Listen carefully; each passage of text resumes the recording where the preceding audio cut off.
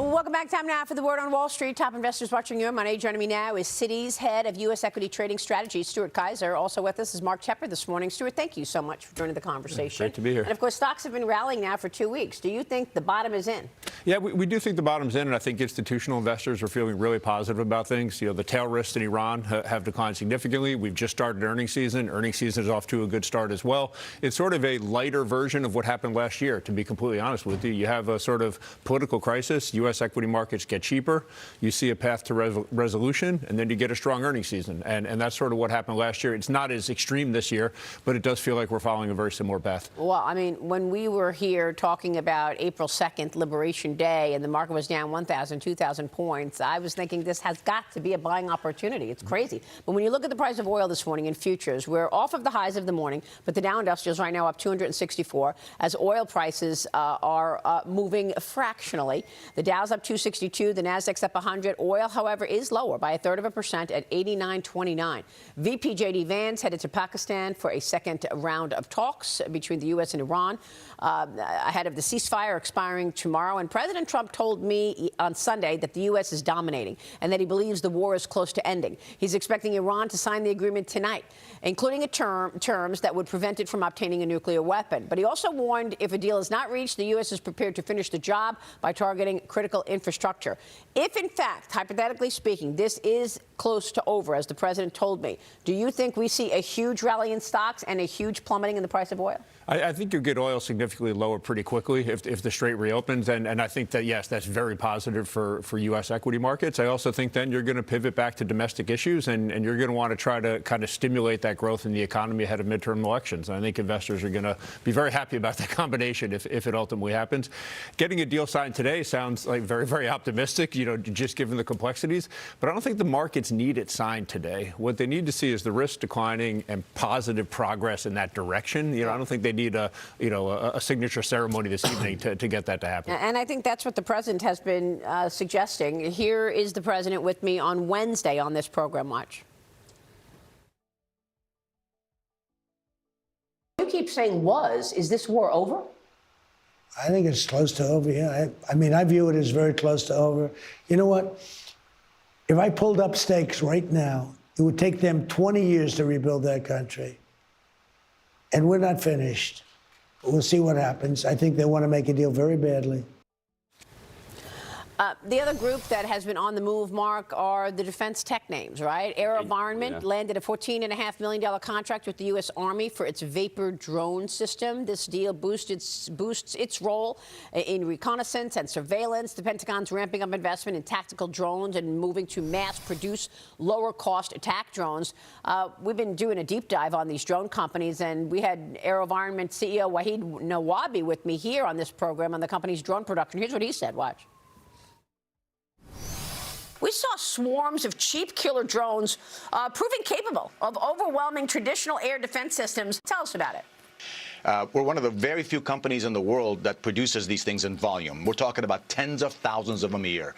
The war in Ukraine was an inflection point on the efficacy of drones and hunter and killer drones in a battlefield. That changed the paradigm globally for all militaries. Where does the growth come from at this point? The prospects of growth and opportunity for us has never been any better than today. We are producing these things by the thousands today, by tens of thousands, and we need a lot more of these. And we're ready to scale production. We've been investing in plants all over the country, and we're really, really pleased with where we are today and where we're going. So, Mark, what's your take on this stock and the drone makers in general? Would you put money to work here? Let me put it this way. The number one company my new clients ask me for exposure to, it's not NVIDIA, it's not Microsoft, it's not Alphabet, it's Anduril.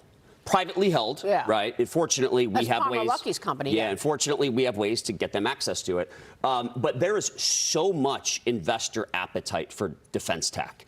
And the Iran war, you know, obviously brought to light another changing of the guard. I mean, you can continue to spend billions and billions of dollars on naval ships, or you can spend a heck of a lot less on autonomous drones and AI systems and technology systems that are incredibly effective and a heck of a lot less expensive. And I think that is that is a pivot that the U.S. is now going to make, and I think you're going to see more of these contracts signed over the course of the next several years. We have to talk about Kevin Warsh this morning. I want to get both of your takes. He's facing, obviously, the Senate Banking Committee hearing today, 10 a.m. Eastern. Fox Business obtained a first look at the opening statement. He urges the Fed to take responsibility for inflation, and he emphasizes his commitment to Fed independence as he makes his case this morning. Warsh has been signaling his views for months. He was with me last October on Wall Street, Marie Bartiromo's Wall Street, and he talked about President Trump's policies and how they have, in fact, lowered prices, but the Fed is working against him. I spoke with President Trump about Warsh's nomination last week, however, and here's what he said. Watch.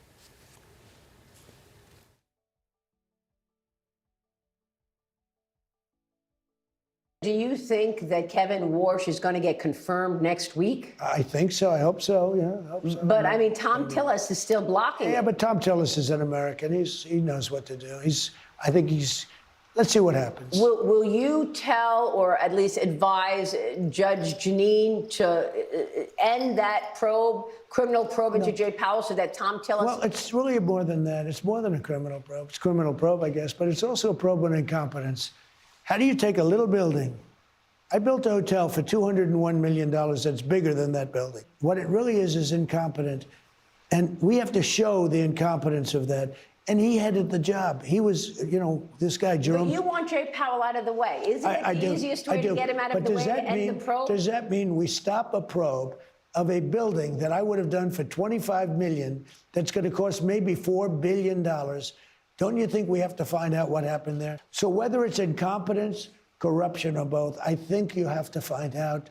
I really do. I think you have to find out. So you're not going to drop the probe? No, I'm not playing. I have to find out. And he said he's not leaving if, Well, then I'll have to fire him, okay? If he's not leaving on time, I've held back firing him. Well, the president was very clear. Stuart, your reaction? Look, there's a lot of the political stuff. I'll sort of, put that off to the side. But in terms of Warsh himself, I mean, this is a credible economist who wants Fed independence. But the thing the Fed is not independent of is the economic data. So, ultimately, I think, Warsh as chairman is going to follow the data to the extent he can. Different chairs have different biases. Some are labor market economists, some are, inflation economists, et cetera. But in the end, they're a member of the board. They're independent. And I think that ultimately he's going to react and set policy that's consistent with incoming U.S. economic data. And I think the market is fairly confident of that. There's going to be a lot of, bells and whistles or a circus there in the Senate. But in the end, ultimately, he will be confirmed. And our view is that this is a credible economist who's going to do a good job running the Fed. I agree with that. You agree? Yeah, I mean, look, the discussion's going to center around the Fed's independence. And I think Kevin Warsh is going to clearly display that despite a lot of people thinking President Trump is the one who doesn't want the Fed to be independent, it's not independent right now when it comes to social issues, fiscal issues. So certainly he can bring an element of that to the table. All right, we will leave it there. Stuart, great to get your insights on all of that. Thanks very much. Stuart Kaiser, Mark, you're with us all morning, and we're so grateful for that. Stay with us. We'll be right back.